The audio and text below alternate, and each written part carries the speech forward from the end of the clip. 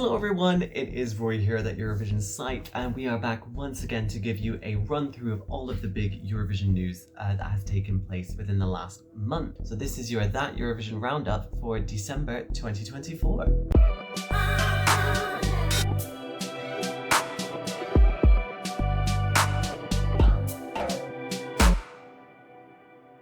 Kicking things off, the EBU has announced that 38 countries will be competing at next year's Eurovision Song Contest in Basel. Now, the class of 2024 have all returned to the contest with the inclusion of Montenegro, who is back at the competition for the first time since 2022. Sadly, countries including North Macedonia and Romania, who had been eyeing up a return to the contest this year, have opted to sit it out again. Now, hopefully, we'll be able to see them back in 2026. Fingers crossed. Now, this is not the only announcement that was released by the EBU this month. As for Eurovision 2025, as host broadcaster SRG SSR also revealed all elements of the visual design for next year's contest. So that's including the theme artwork and the stage, which is designed by Eurovision veteran Florian Wieder. Now, the stage has been inspired by elements of Swiss culture and nature, including vibrant mountains and a huge frame in the middle of the arena, which is said to represent the 4 different languages of Switzerland: German, French, Italian, and Romansh. We also got our first details towards ticketing as well. They will be going out via Ticket Corner, which is a ticketing website exclusively in Switzerland, and people who want to get tickets have to pre-register on that website and create an account, so then they can get into the ballot for the first wave of tickets, which goes out on January the 29th. Now, our final update from the EBU comes in the form of the release of the Code of Conduct that will be enforced from Eurovision 2025 onwards, following the claims of bullying and harassment that were made by artists and press alike during the 2024 contest. Now, the EBU has since introduced this Code of Conduct to help protect artists and delegations. Now, among these new rules that will be introduced are that press will have less access to rehearsals in order to sort of foster a more positive working environment for everyone involved in next year's contest. You can find out all of the details about this on an article that we will be linking to on our website, so please do check us out over there. So now, with all the EBU news out of the way, let's head to the various updates that we've had this month from all of the competing countries. And first off, we have 2 new internally selected artists for Eurovision 2025, thanks to Czechia and the Netherlands. Now, Czechia was the first country to announce their artist on the 11th of December, as ADONXS will now be flying the flag for Czechia and Slovakia in Basel. Now, no information has yet been released on when his song will be announced to the general public, so we'll wait for that in due course. Now then, it turns to Dutch broadcaster ADONXS, who then just decided in a surprise announcement on December the 19th that Claude Kiambe will be following in Joost Klein's footsteps. Now, further information on Claude's Eurovision song will be released in due course as well, but we do know that the Eurovision song he will be performing is going to be released in March.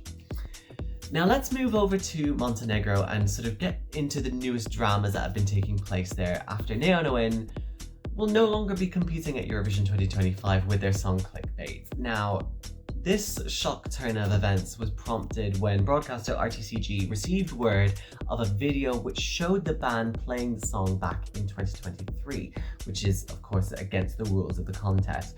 An investigation was promptly launched, with Neon officially being stripped of their right to go to Eurovision soon after.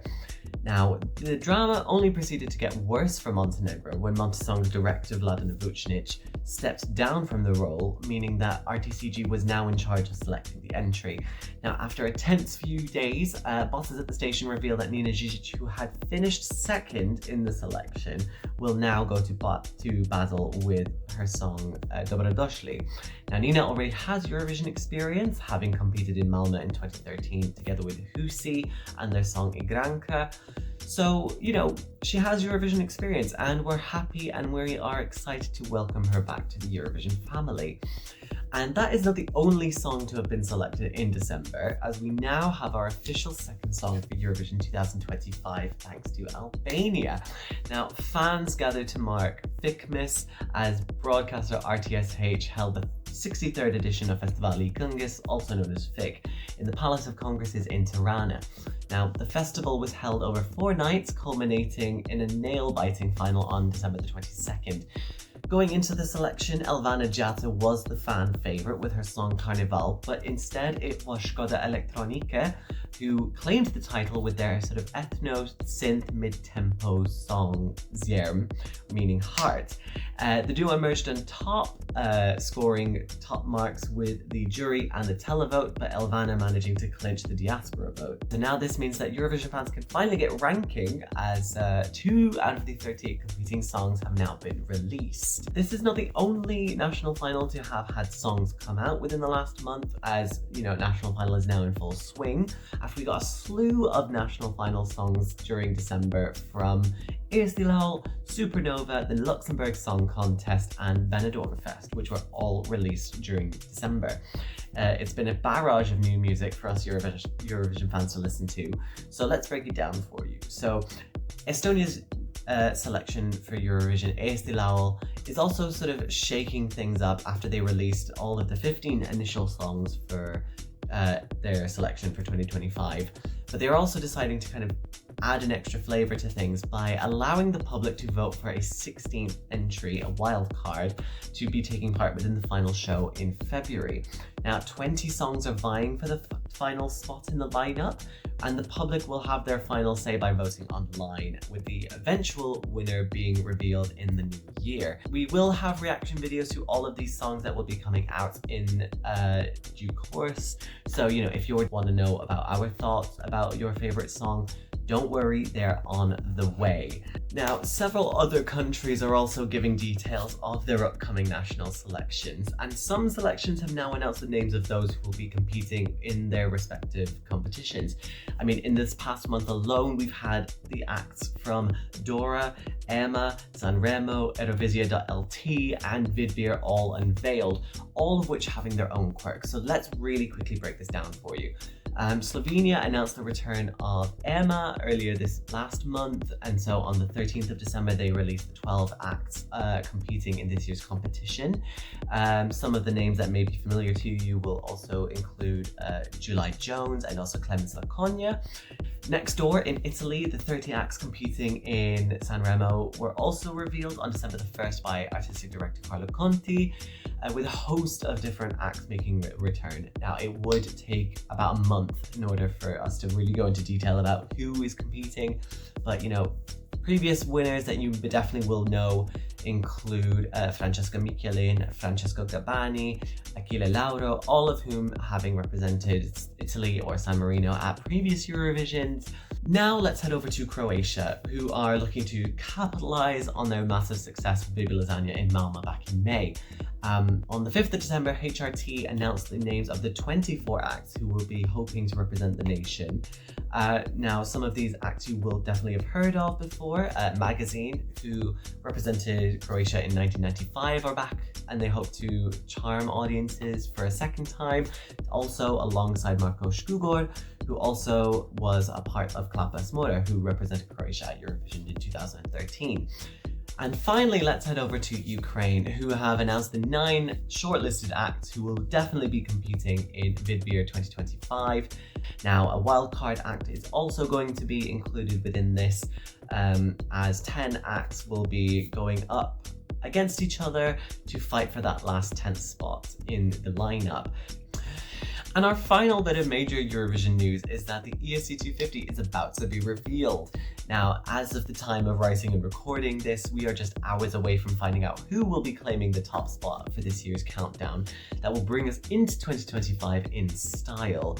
Now, we've been revealing some of our top picks in the build-up to the big day, including some really rather kind of bizarre choices. But if you want to find out which songs they are, I would say check out our little series that we're going on at that Eurovision site. And I mean, I say that we have strange taste, but I say that lovingly, so it's fine. So we will give you the news on who the winner of ESC 250 will be in the next roundup, so please stay tuned for that. And of course, as this is being released at the end of the month, our monthly music roundup is also going to be coming out, as we have been sort of seeing a deluge of new music releases from Eurovision artists in the past month. I mean, in December, we've had new music releases from Rory, Windows 95 Man, Zlata Ognjevic, Kalush Orchestra, Ruta Moore, and a host of other Eurovision acts. And of course, as well, we also have a host of other like podcast things coming out at the same time. Of course, in the most recent installment, Molly, Kittens, and Daniel kind of reflected on the most recent Eurovision 2024, including a 10-minute gushing over La Daniva. So if you're a big fan of La Daniva, this is the one for you. And of course, Daniel is a big yapper because he also featured on the other podcast this month as well for Hungary, together with Ewan and Shiloh. So please do check those out over on Spotify and Apple Podcasts. Also subscribe and follow there so you know when the next episode is coming out. And with that, I think that should probably take us to the end of this edition of that Eurovision Roundup. Very huge, definitely, but this is what National Final Season is all about. So thank you so much for watching and listening. It's really, really appreciated. Please do subscribe, hit the notification bell, like this video, and share it wherever you can, please, because it really just helps us out. So we're very appreciative. If you want to read all of the news articles that I've mentioned in this video, you can head over to that Eurovision site where we'll have everything collected in an article specifically for you.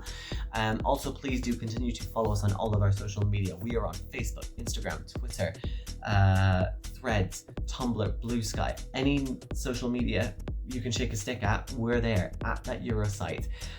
Also follow the podcast at that Euro podcast on Facebook, Instagram, and Twitter as well. And yeah, we will be here next time to sort of keep you up to date on all of the latest Eurovision news. So please do stay tuned for that. See you later.